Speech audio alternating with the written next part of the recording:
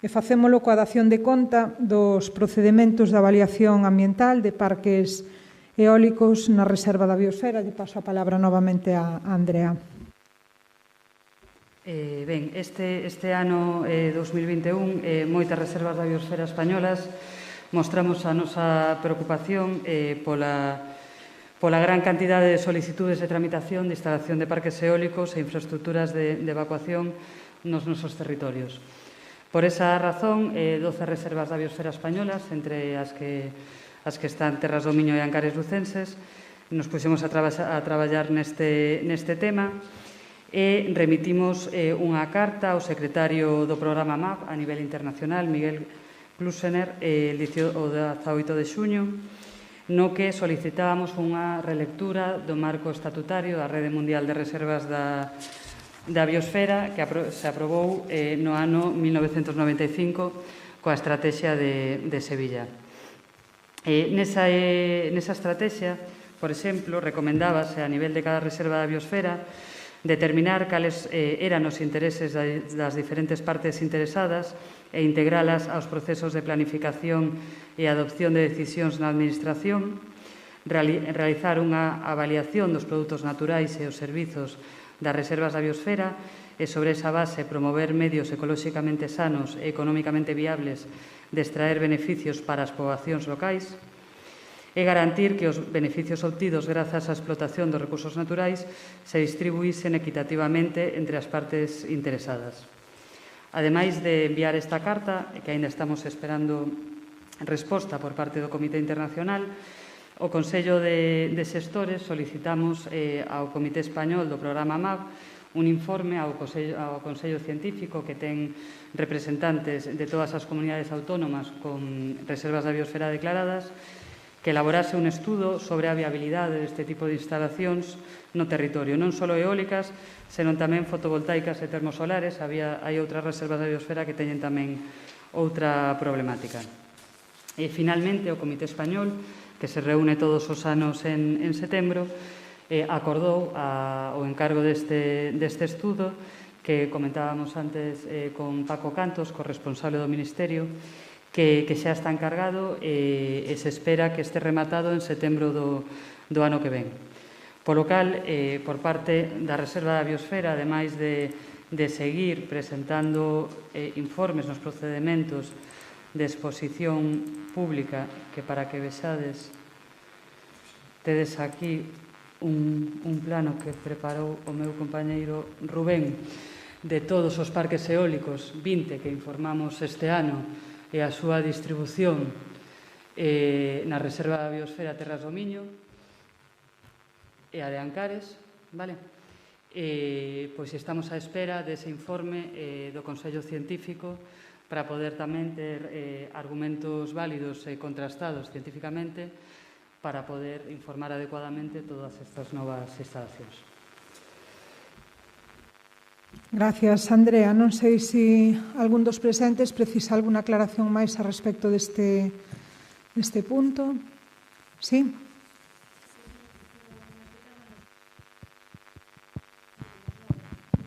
Si en relación con este tema, eu creo que procede agora e logo xa non temos que tratalo en rogos e preguntas, digo, para non andar cambiando de temática. Gracias. Vale, moitas gracias. Bueno, na reunión de fai un ano por parte do Sindicato Labrego Galego traíamos o tema do peche do Colexio de Bamonde, non sei se vos acordades, algúns dos que estabades naquela reunión. Naquel momento falábamos efectivamente do peligro que era o peche de servicios e a eliminación de servicios para o despoboamento. Pois cada vez vai pasando o tempo e resulta que as cousas non son casualidades. Non son casualidades. Efectivamente, cando según vamos despobando as zonas de reserva, temos moito máis fácil que agora proxectos como os que nos están planteando de parques eólicos vayan adiante. Por parte do Sindicato Labrego, estivemos estes meses traballando coa Diputación, dirixindo peticións de informes, dirixímonos tamén ao Ministerio, de feito, o acordo de encargar o estudio tamén é a raíz das incidencias que abriron coas nosas peticións. E, registramos de cara a esta reunión para que se fixese un pronunciamento por parte deste órgano e un acordo por parte do órgano de xestor para participar máis no tema do informe. Non sei se vos chegou escrito, tédelo. Hoxe pola mañá recibimos 2 escritos dirixidos á Reserva da Biosfera dos Ancares Lucenses. Non sei se foi un erro na presentación, veu por duplicado. Era o mismo texto. Veu por duplicado. Corrixeuse hoxe, pero era o mesmo tempo. E leovos moi brevemente o que pedimos, porque entendemos que é moi importante a participación da Reserva e a participación da xente que estamos no territorio.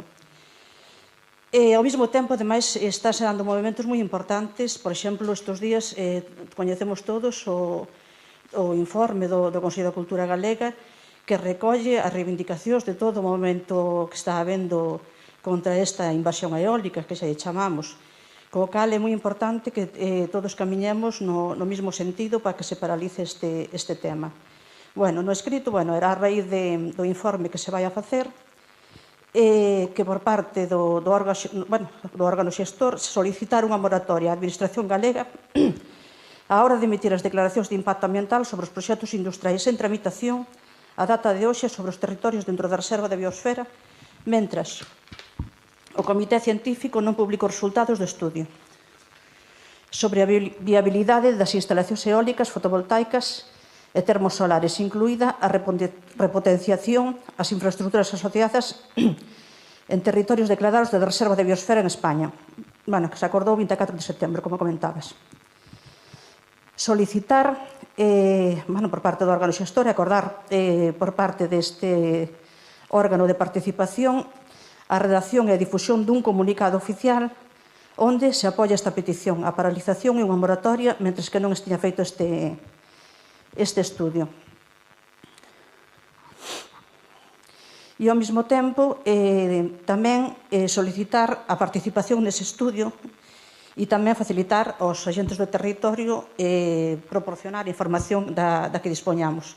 Digamos que haxa unha información máis fluida para a elaboración dese estudio. Pola miña parte, máis nada. O pronunciamento deste órgano e a petición ao órgano xestor deste acordo. Ben, foi abordado efectivamente un escrito idéntico a este no órgano de participación e logo no órgano reitor, e nas 3 cuestións que se plantexan, ao igual que manifestamos no órgano de participación anterior, creemos que a participación no informe xa se está facendo, porque todas aquelas cuestións que nos están solicitando, tanto de colaboración como de información, se lles están dando e facilitando a través dos axentes no territorio sempre que é necesario. Me consta que o Servicio de Medio Ambiente está moi pendiente da evolución desta cuestión, pero xa está en marcha dende o mes de setembro, e pedir unha participación integradora dentro do que é o equipo que o este elaborando, a verdade é que non o vemos neste momento porque xa se está facendo, pero a colaboración absoluta por parte do Servicio de Medio Ambiente, tal e como xa se manifestou en moitas ocasións. E publicar un comunicado oficial ao respecto, mentras o informe non este realizado, tamén nos parece que o mellor o deberamos de deixar en stand-by, non abordalo agora, mentras non este rematado ese informe, tendo en conta que si se fai publicación de todos os acordos que se fan nestes órganos. Polo tanto, referencia a eso vai haber, pero non como un comunicado explícito, porque nos faltan mimbres para acabar de facer o cesto, mentras non este o informe enriba da mesa. Logo, outra cuestión que plantexades de solicitar unha moratoria para a declaración de impacto ambiental para os proxectos industriais, pois a verdade é que si nos parece axeitado poder tramitar esa petición de moratoria en tanto non este o informe rematado. Dime. A solicitar a moratoria. Claro que mentres que non se teña o informe non se pode facer pronunciamentos con respecto ao informe. Pero digo con respecto á moratoria. Sí, pero tomarás o acordo e na publicación que se faga das reunións constará. Vale. Gracias. Gracias. Unha intervención máis con respecto ao punto, si, adiante.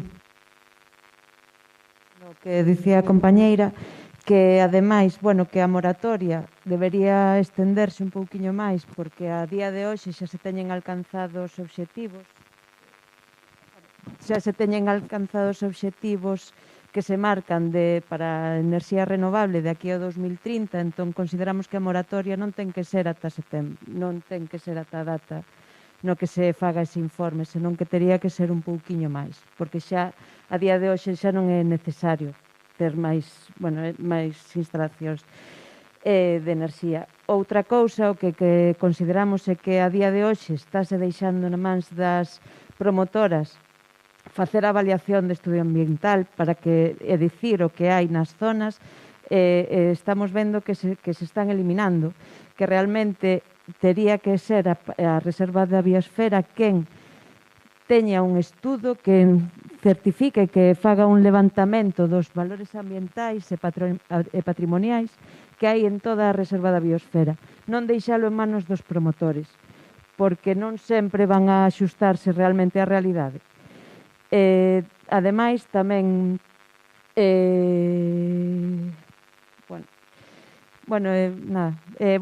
que a evaluación de impacto ambiental inclúa as sinerxias de todos os parques eólicos, como influen todos os parques eólicos no conxunto da Reserva da Biosfera. Non únicamente os que estén máis próximos, senón a toda a Reserva da Biosfera. Ben, recollemos tamén a proposta para darlle traslado ao seguinte órgano, entendendo que, ao igual que aconteceu no órgano que vimos de celebrar pola Reserva de Ancares, solicitar a moratoria, quero pensar que se fará nos mismos termos, e no tocanto que dis das sinerxias de todos os parques, Andrea nos pode aclarar un pouco máis, pero na reunión que celebramos antes desta pola mañá para outra Reserva da Biosfera xa nos aclarou tamén que se facía das sinerxias de todos os parques, non só do territorio onde están ubicados, sino tamén dos territorios limítrofes, aínda que non teñan a ubicación en si do parque, etc. O sea que o estudio, eu creo que nese sentido é amplio, pero en todo caso lle cedo a palabra a Andrea. Sí, o tema que dis da falta de avaliación das sinerxías entre os efectos dos parques eólicos que se están a tramitar é absoluta.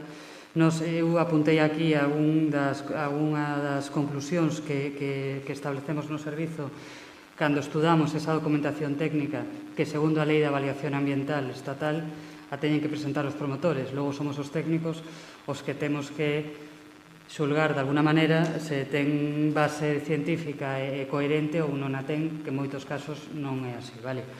Dos informes de todos os parques eólicos que vedes que informamos este ano, podemos concluir a fragmentación de proxectos eólicos.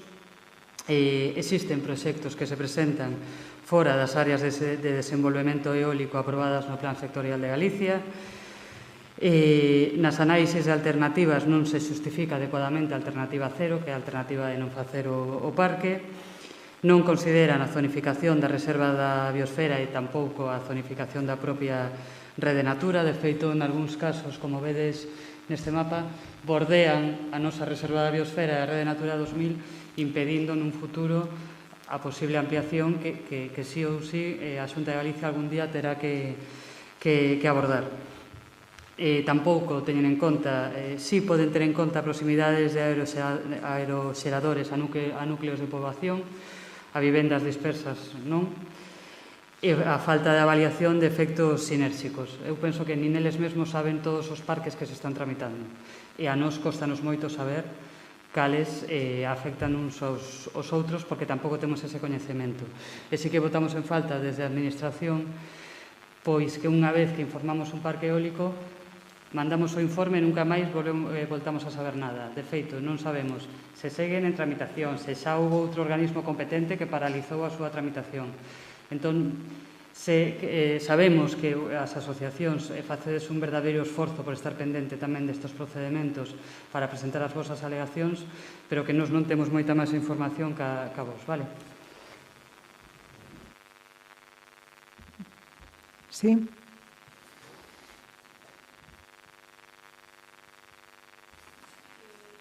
O último que decías, era importante que por parte da Diputación se personara nos expedientes. É dicir, presentar as alegacións, pero pedirse considerado interesado nos expedientes, precisamente para ter esa información de como rematan, non rematan e todas as tramitacións que se van levando a cabo neles. Tamén era importante propoñer o acordo de personarse en todos os expedientes que afecten ás reservas. Ben, pois tomamos nota tamén para consultar cos servicios da Casa esa posibilidade de dar traslado en primeiro lugar ao órgano reitor que se celebrará a continuación. Se ninguén máis pide a palabra neste punto, avanzamos logo na orde do día e pasamos ao punto 10,